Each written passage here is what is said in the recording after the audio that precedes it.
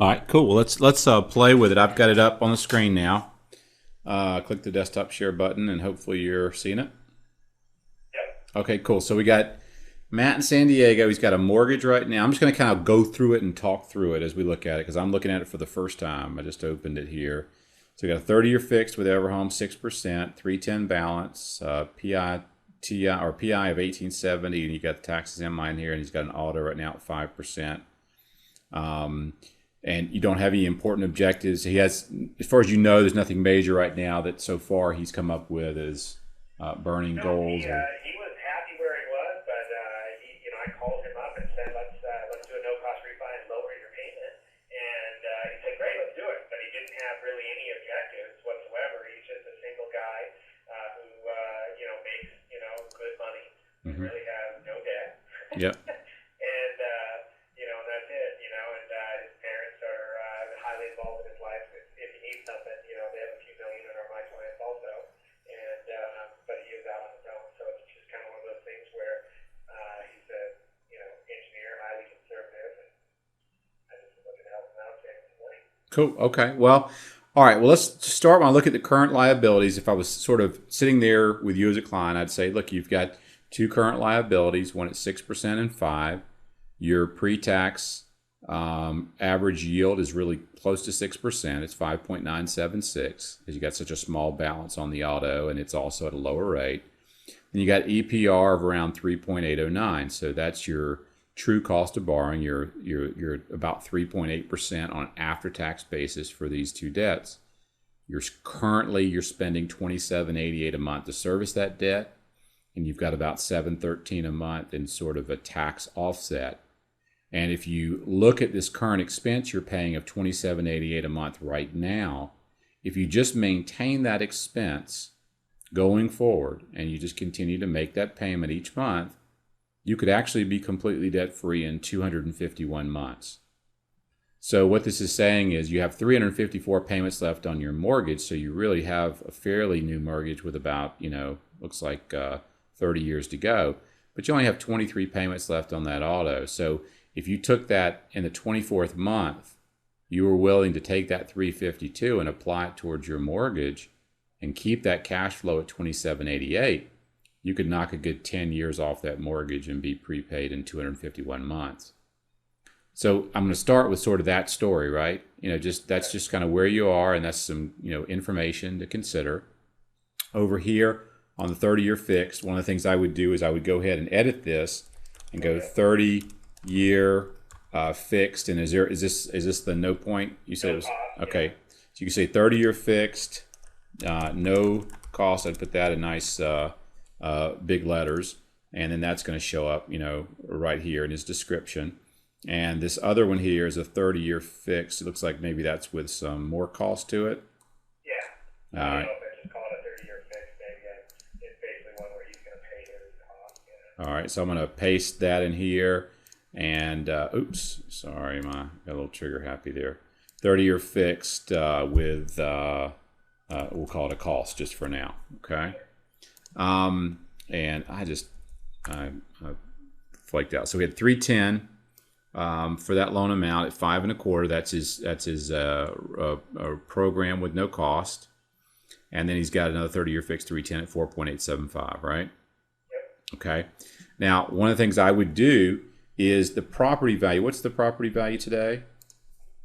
Value of the house is 390. Okay, 390. So that's why the CLTV and LTV aren't showing up. So probably, I don't know if did you put that on the first screen? I would have thought so. Yeah, there it is, 390. And it should be carrying forward. Yeah, there it is. Okay. So I may have done that when I went to the wrong screen a second ago, because normally when you move forward, it carries it forward. The LTD was there. Yeah, that's what I was thinking. Right. If you moved around, that was there. It did carry through. Cool. Okay, so we got 390, 30-year fixed, so we're right at about 80%, right? One thing that you could consider is clicking the equity line of credit. And I don't know, do you have lenders that will do them? And I'm not talking about doing one to pull cash down, but maybe just setting one up so he has it available. Do you have anyone that does that? Like, that you I can. don't. Okay. I don't have a source for it. It did automatically have one in there Mhm. based on something I clicked, and I took it out. Yeah. Okay. All right. I'll leave that out for now. I like to, if you have it available, that's one of the selling features I always would put in there is this is an opportunity to refinance. And what's another feature benefit is it will go ahead and if we can do it with the same lender, set up an equity line for, it could be for $10,000, but it's just something you kind of do to have it Sure. in place. But if it's not going to be a easy thing to do, then don't worry about it. All right, so you got your two options there. So I like that. You can see the ratios are good, the LTV is good. So we come down and look at the actual cost, the way you're displaying it there. He's got a $4,500 closing cost that you're kind of crediting back. So he's just going to have his prepaids. The prepaids truly are these true prepaids where they're going to be coming back from the other lender? No, I just guessed at those, and basically, and that was part of my conversation with him when I have it today, is to say, hey, just so you know, what you're going to have is on the new loan, you're going to have, prepaid. You're going to have your taxes, your insurance, those items, but you're also going to get a refund from the other company. So I'm showing this as you're going to either pull 2 grand out of your pocket, or we're going to have to increase your loan size, but it's going to be up to you. So that's kind of part of the conversation. Gotcha. Okay. I don't know what you'd rather I show. Well, I would just make sure that you point that out. Some folks will actually do the 2,000 as prepaid, so they show it. Then they'll like change this to 6,500 to show that it's going to actually it truly is a no cost, but you're going to have to spend that before you get that back. So there's going to be 6,500 coming, just not all at once. You'll get probably 4,500 from me at closing, and another 2,000 will come from your old lender in probably 30 days. I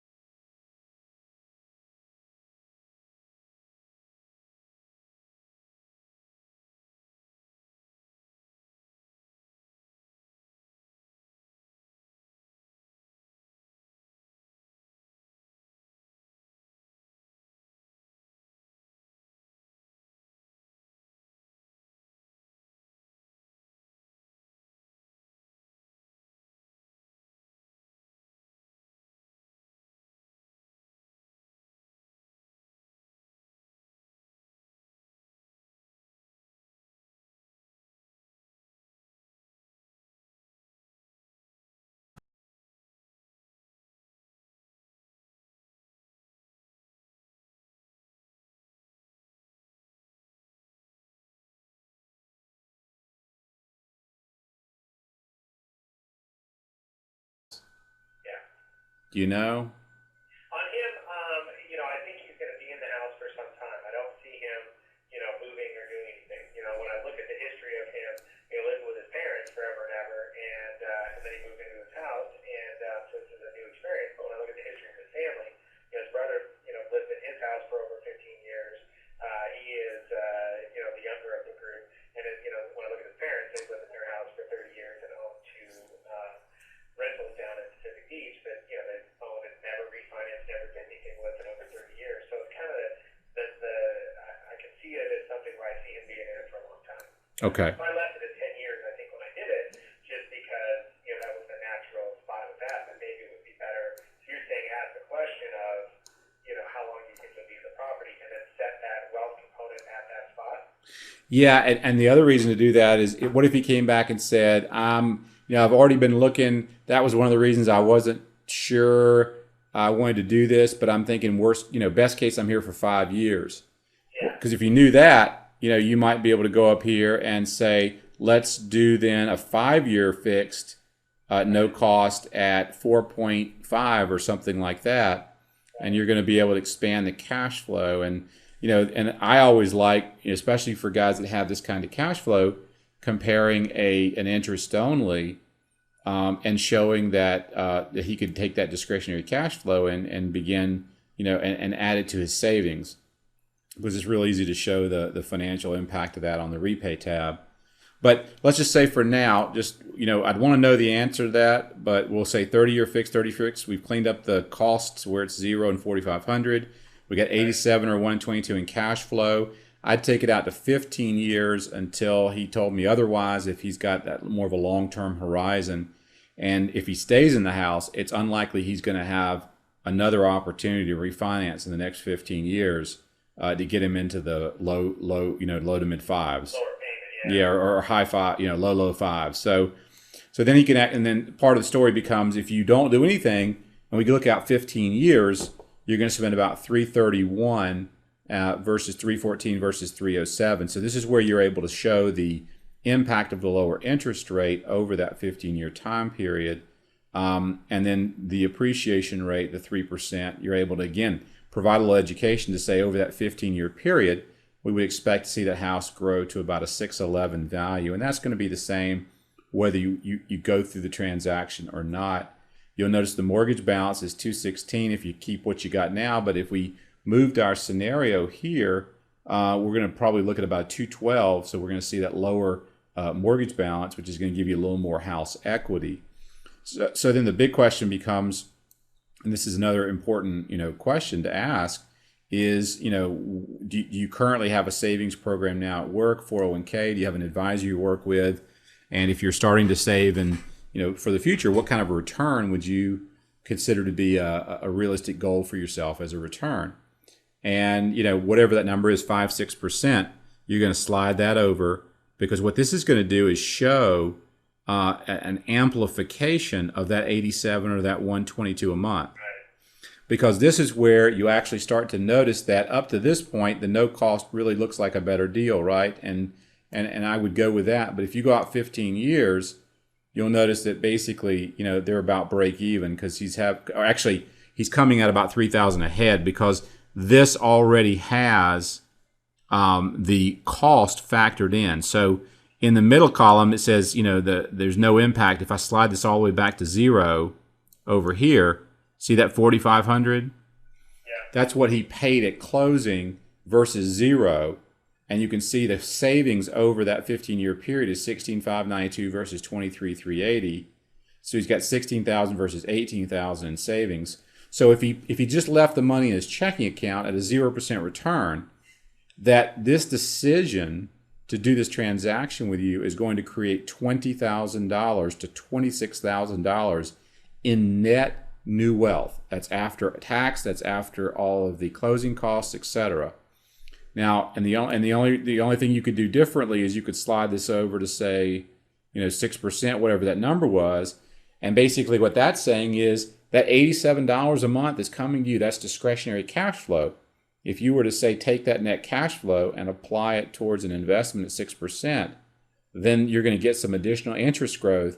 We're going to be able to take your savings to $30,000 over that time frame. So basically now the way you're positioning it is, this is a $30,000 decision for him, right? Yeah. If he doesn't do it, it's okay, but the opportunity cost of not taking action is $30,000 to $33,000, depending on one of those two scenarios. And that's the way I would position it with him. I think you're right. I think that this piece, I shrunk this piece and didn't use it when I sent it to him. So I shrunk this piece of the report, and I shouldn't have. Holy mackerel, man! This is the money part of the story, where if you think about, because what we're doing is we're answering the 3 questions in order that the consumer has when they're thinking about a transaction. Question 1, what's it going to cost me out of pocket? And you're answering that with somewhere between nothing and $4,500. The next question is, if I do this, what's the impact on my cash flow? And the answer is you're going to pick up between $87 and $122 a month in cash flow. Okay, that sounds good. So no out of pocket, and I got $87 a month. It's not a lot of money though. See, this kind of a guy could say, look, the money I make, I mean, that's a meal, right? That's a good meal. It's just not really worth the headache. And you say, well, it's a little more than that. If we look at the time you think you'll be in this home, and we look at that savings on a monthly basis over that time period, growing at just 6%, and we look at the tax impact and the extra equity that you're picking up there because of the lower interest rate, this is actually a $30,000 decision. This is and this is where, think about that. Did you pay a real estate commission? Have you ever paid that before? You paid 6%, right? On a $300,000 house, this is 10% of your house value that we're going to recover. That would be the same as your house appreciating an extra 10% this year. Right. Okay? So if you're hoping to get a 3% average annual appreciation, and we can get an extra 10% in 1 year, that's pretty good. But your house would have to appreciate 10% this year for you to pick up $30,000 like that. So that's why I think this part of it, for the right person, and if this is a first-time home buyer, young couple, I tend to focus on the first two, cash and cash flow. But when you get a guy that's going to be there for a little while, if you say he's going to be there for 4 years, I'd shrink this up too. And I'd focus on a 5-year interest only and focus really on the cash flow impact. But if you got a guy that's going to be here for 10 years or more, then suddenly this is $30,000. But you want to take the $30,000 and you want to put it in the context of something that's meaningful. It's not $87 a month. He can belittle that as a meal. It's $30,000. It's 10% of the value of your home. It's a new car. Because then it becomes a little bit more emotional. You could probably buy a nice car for $30,000, and you'll probably buy a new car in the next 15 years. How'd you like to feel like this decision basically provided you a free car? Yeah. And then you tell that story and say, do me a favor, tell some of your friends about how I got you a free car. And you market that as an evidence of success, and you would go out there and you could do a little case study and say, hey, I recently talked to a client. We figured out a way to get him a free car. And because it's something that's more visceral, it's more emotional, it's something that people will be more likely to respond to, and they'll remember the fact that you helped him get a new car for free. And even though he didn't convert it to a car, it's just you're just kind of tying it into, you're anchoring it into something that's kind of interesting and cool. Yep.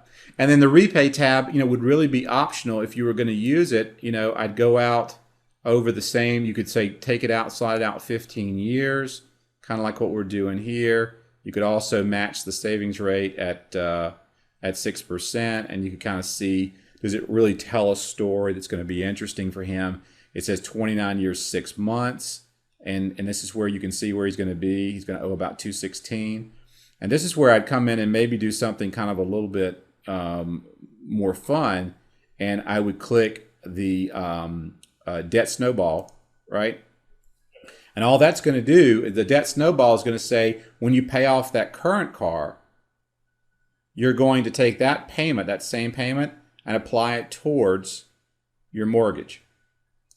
And this is illustrating what we saw on the other page. In doing that, you're taking this mortgage from you're taking this mortgage down to 21 years, 5 months. So it's kind of giving you another $17,000 in interest savings by accelerating the payoff with that car payment and just simply applying it towards your debt. Now, if you found it was going to be there for about 15 years, you could say, we can get this thing paid off in about 15. Let me expand this real quick. In about 15 years, I forgot about the 87. So I expand the cash saved, and this now engages the 87. So now we're down to 19 years, 10 months, right? Because if I debt snowball, it's going to take that car payment, and as soon as it's paid off, in a couple of years, it's going to start applying that towards his mortgage. Plus, he's got 87 right here. Let's slide that over to save instead of prepay. All right, and now you can see that the mortgage is going down fast because that car payment is going to start getting applied towards his mortgage when it's paid off, and the 87 a month is going up because his savings is going up. And actually what you can do, what I like to do with this is if I know it's going to be 19 years, and I'll come back up here and slide it to 20. All right. And I'll come down and kind of show, here's that point where your savings at $87 a month and actually is intersecting with your mortgage. Oh, no, I think definitely what I'm going to do on this one now that I see it is I'm going to, can I illustrate that when the car is paid off, that he invests the car payment and doesn't pay the mortgage off? He's going to be single for a long time, no kids. He's of that type of choice, and so I see there's something where he's going to be a $150,000 a year earner. Yep. With nothing other than a house and the deduction. Yep. So here's the way you do that. Leave this on normal, because then normal is going to keep for him up here his current plan, the way he's paying it today, and then come down here and you've got $87 a month coming from the savings, and right here you put the additional in at $352. That's his car payment, and so you've got a total of $439 in savings. And watch what happens. You'll see the green line going up, and this will cross over at 18 years 5 months. So and if you look at the impact down here, now what you're showing him is $123,824 in interest savings and completely debt-free in 18 years, 5 months. And does the system know, it's saying that he starts doing $352 today, even though he won't do $352 for 2 years.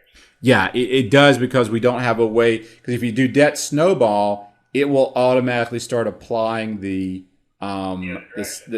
prepay in 2 years. But if you want to go ahead and kind of have him prepay versus invest, then you could put. Snowball doesn't work the other way. Yes, well, we're playing around with that, because that's something that a couple people have asked about, is they want to toggle between the snowball of all the debt going to debt and the snowball of all of the cash flow going towards investments. As each thing pays off, they add that to their investment account.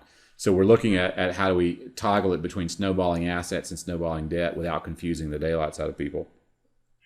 I mean, we can. It can be very confusing. I think it works great on a webinar like what we're doing here. I think, or in an in-person meeting, but I don't know if it can work on without having the interaction of the visual component on the screen. If the visual component is in his hand and I have one in my hand and I'm telling him the words, go here, go to the left corner, yada yada. This is what I'm saying here. I think it can be more difficult. Oh, absolutely. That's why you'd either do like a Jing type recording and send it to him, and just do a 5-minute Jing, because that's one thing I like about Jing is it limits your recording to 5 minutes, and you want to be able to cover the highlights in 5 minutes or less. But I like this two-step approach, Ryan, because what you're able to do here is you're kind of able to build it in 2 steps, kind of tie it to the emotional component of the $30,000 and what that would do for him, and say now that's just your borrowing strategy. If we look at your repaying strategy, what I've got is an idea for you, and that is you take the 87 that we're freeing up, and you got about 2 years left to go on that car. Once that thing pays off, let's just say that it's going to go ahead and pay off now at $352 a month, and you're going to apply the whole thing and put that $439 to a savings account, and we're just going to use a 6% return.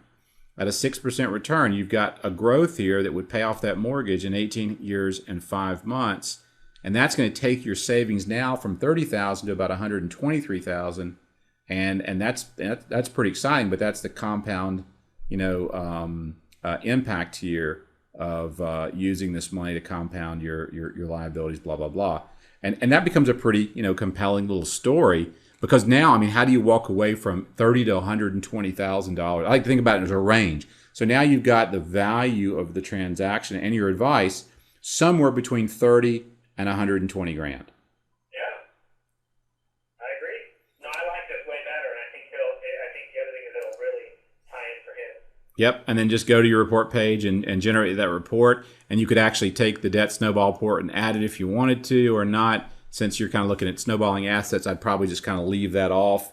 If you were doing the debt snowball, you might add it, but it'll give you something nice to talk to him about, and And this is the kind of thing that, because I'm recording this in case we want to share it with the group, just for them to kind of have a walkthrough. But when you think about sort of the calm mindset, this is where you're coming back to the client and saying, I've done the plan, and we've got the ability to save you somewhere between 30 and 120 grand over the next 15 years.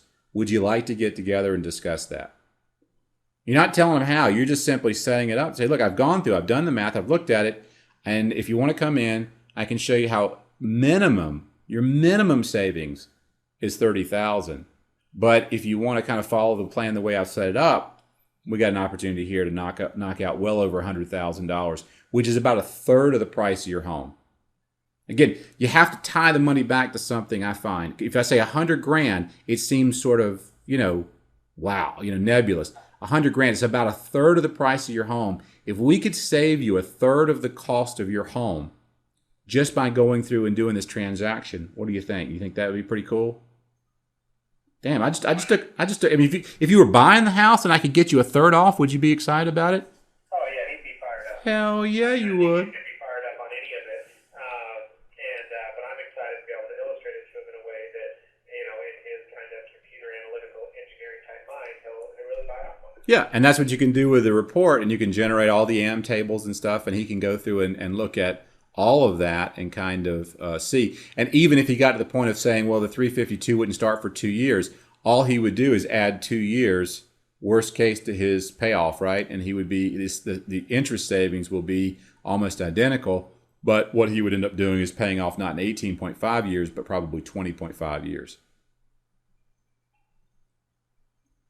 I like it. Cool. Yeah, his family, like I said, the multiple properties that his parents own are all free and clear. Yep. I talked him into taking money, and but prior to that, they were free and clear people. So.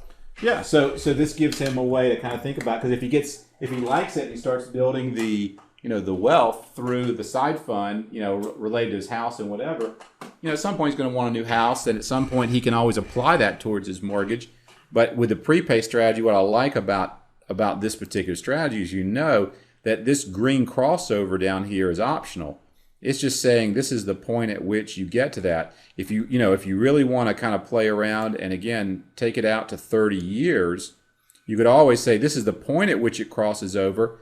But if you just stay the course and pay off your mortgage on your current plan in 30 years, that initial amount that you started building, if you stuck with it, in 30 years is going to grow to $454,000. So you would at that point be completely debt free and have over $450,000, and that's an incremental savings over that time frame of over 300 grand. So depending on again the personality that you're talking to and how you think he may resonate. But this gives you flexibility. If it's all towards the prepay side, if I take the whole 439 and put it right here, then you actually are debt free in 20 years. You can still accumulate some savings, pretty good savings, because once you pay off the debt, at that point, your entire mortgage payment, right, plus the 439 all goes into a savings account, and at that point, you're putting away about 25 grand a year. But you'll notice this strategy gets you at about 326 at the end of 30 years, versus if I slide it all over to save, this strategy gets you debt free and about 454. So that the time value of money and stuff is such that you're actually going to end up with about another 150 grand, 130 grand by going ahead and doing the saving strategy first, because you're going to build the wealth faster and it's going to compound and double faster. This will be a lot easier for me to convey to him than when I was looking at it before. I actually missed in the analyze piece, probably the piece the past over. Yeah, and again, you'll find different people will be different, but this kind of a guy definitely sounds to me like the kind of guy, if he's analytical, then that's where you want to really show him the beef. Cool. All right, brother. Thank you for taking the time. It was good. I learned how to transfer a program, which was super easy. Oh yeah, that's easy too. And if you want me to, I'll zip it right back to you right now, so you have the one that we were just working on. That'll work. Cool. Thanks, buddy. Okay. Talk to you soon.